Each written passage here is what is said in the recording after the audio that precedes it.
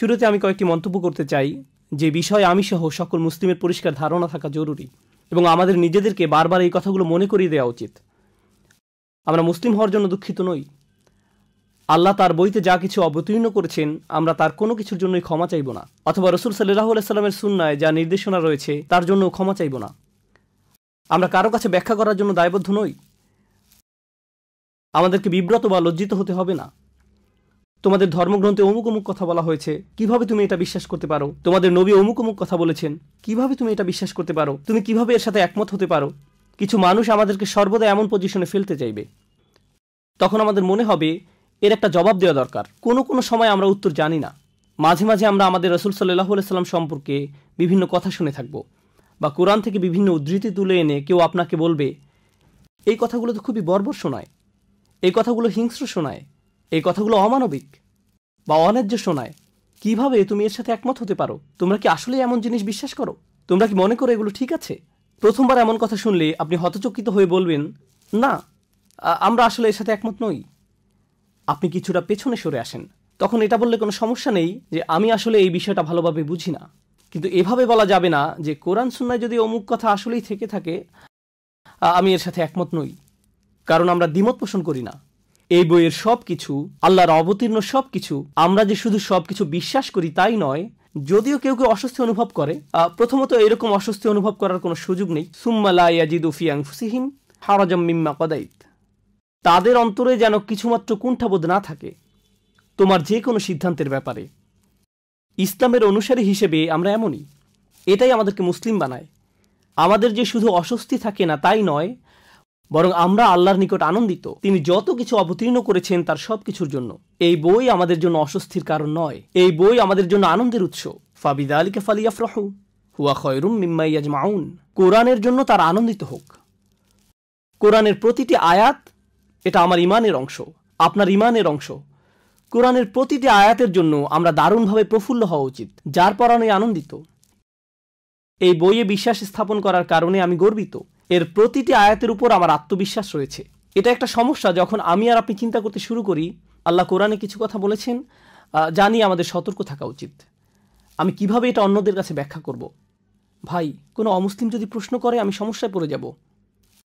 আমরা গর্তে লুকিয়ে যাই। বিষয়টা আমার আপনার জন্য খুবই লজ্জার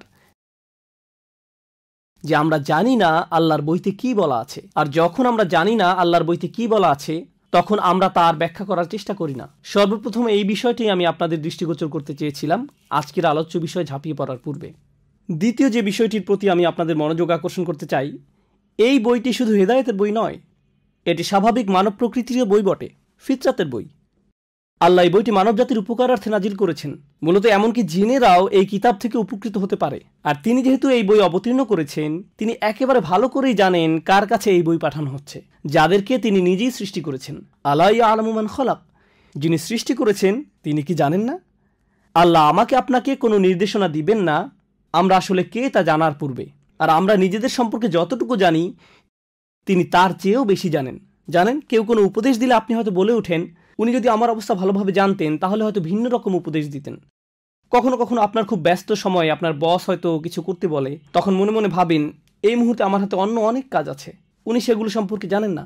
যদি উনি আমার অবস্থা পুরোপুরি জেনে ইনস্ট্রাকশন দিতেন তাহলে হয়তো তার ইচ্ছের পরিবর্তন ঘটতো, তার সাথে আমার আপোষ করার একটা সুযোগ তৈরি হতো। কেউ জানে না আপনি কিসের মধ্য দিয়ে যাচ্ছেন, জীবন কিভাবে কাটছে, পরিস্থিতি কেমন যাচ্ছে, কেমন সামর্থ্য আছে আপনার। আল্লাহর চেয়ে ভালো কেউ জানে না। আর সে আল্লাহই আপনাকে আমাকে কোরআনের এই নির্দেশনাগুলো দান করছেন। সুতরাং তিনি যথাযথভাবেই জানেন তিনি কার সাথে কথা বলছেন এবং কি বলতে হবে। এই নির্দেশনাগুলো সমগ্র মানবজাতির জন্য যথাযথ এবং নিখুঁত। এটা আমার বিশ্বাসের অংশ। আমার এভাবে চিন্তা করা যে আল্লাহ এমন কিছু বলবেন যাতে আমার নিজের কোনো উপকার নেই, এমন চিন্তা আমার বিশ্বাসের বিপরীত। আল্লাহ কখনোই আমাকে আপনাকে কিছু করতে বলবেন না যদি না তাতে আমাদের জন্য উপকার থাকে। এই বইটি আমাদের জন্য আল্লাহর এক বিশাল অনুগ্রহ, আল্লাহর নিকট থেকে আমাদের জন্য রহমা। এজন্যই তিনি বলছেন আর রহমানু আল্লামাল কুরআন, আল্লাহর সকল নামের মধ্যে এই নামটি কোরআন শেখানোর সাথে যুক্ত করা হয়েছে। তিনি বলতে পারতেন আল আজিজ আল্লামাল কুরআন, কর্তৃত্বশালী কোরআন শিখিয়েছেন, যেন আমরা কোরআনকে নিজেদের উপর কর্তৃত্বশালী একটি বই হিসেবে গ্রহণ করি।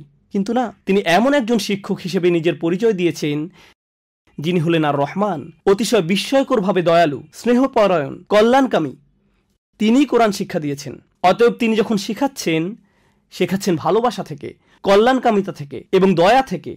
তাই বাহ্যিক দৃষ্টিকোণ থেকে কোনো বিধানকে বেশ কঠোর মনে হলেও বস্তুত এটাও আমাদের জন্য একটা রহমা। এই ব্যাপারগুলো মনের মাঝে গেঁথে নেওয়ার পর আজকে আপনাদের সাথে আমি যা শেয়ার করতে চাই তা হলো আহকাম তথা আল্লাহর বিধানগুলো, আল্লাহর শাসন পদ্ধতিগুলো, আল্লাহর আদেশ নিষেধগুলো।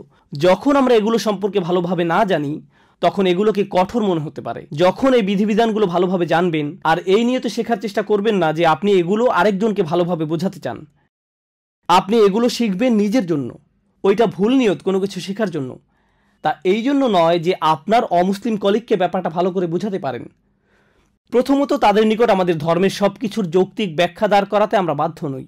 আমরা ব্যাপারগুলো নিজেরা নিজেদের জন্য ভালোভাবে বুঝতে চাই, কারণ আল্লাহর কিতাবকে আরো ভালোভাবে বুঝতে আমি নিজেই নিজের কাছে বাধ্য। যখন এই কাজটি আগে সম্পন্ন করব তখন স্বাভাবিকভাবেই আমাদের অন্তরে এমন একটা বাসনা তৈরি হবে যে আমরা এর কল্যাণ অন্যদের সাথে শেয়ার করতে চাইব। যদি শুধু এই একটি কারণে ইসলাম শিখতে চান, মানুষের কাছে প্রচার প্রসার, এতে সমস্যা আছে। এটা ইসলাম শেখার কারণ হতে পারে না, যেন অমুসলিম বন্ধুদের কাছে আপনার লজ্জায় পড়তে না হয়, এটা কারণ হতে পারে না। এখন আলোচ্য বিষয়ে আবার ফিরে আসছি। আল্লাহ আজ্জা জাল্লার নাজিলকৃত আহকামগুলো, শাসন পদ্ধতিগুলো, আইনগুলো ও নির্দেশনাগুলো সরাসরি মানব প্রকৃতির কাছে আবেদন জানায়। কারণ আল্লাহ জানেন তিনি কাকে সৃষ্টি করেছেন এবং কার প্রতি নির্দেশনাগুলো জারি করছেন। তাই আমরা যখন আল্লাহর বিধানগুলো বুঝতে পারি, আল কোরআনের অভিমতে সেগুলো তখন আমাদের প্রকৃতির সাথে মিলে যায়। আপনার ভেতরে কিছু একটা আছে, একটা চেতনা আপনার ভিতরে আল্লাহ সৃষ্টি করেছেন। আপনার ভিতরে যে ফিতরাত আল্লাহ রেখে দিয়েছেন, যখন আল্লাহর বিধানগুলো বুঝতে পারেন অস্বস্তি লাগার কথা ভুলে যান। আপনি তখন বলে উঠবেন, এটা তো পুরোপুরি যৌক্তিক, ব্যাপারটি কি অসাধারণ প্রজ্ঞাময়, কি অসাধারণ সুন্দর।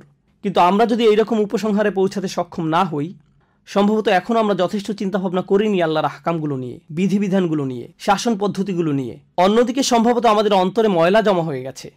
আল্লাহ আজ্জা জাল্লা আমাদেরকে উভয়টি দান করুন, আল্লাহর বইয়ের ভালো বুঝ এবং পরিশুদ্ধ অন্তর।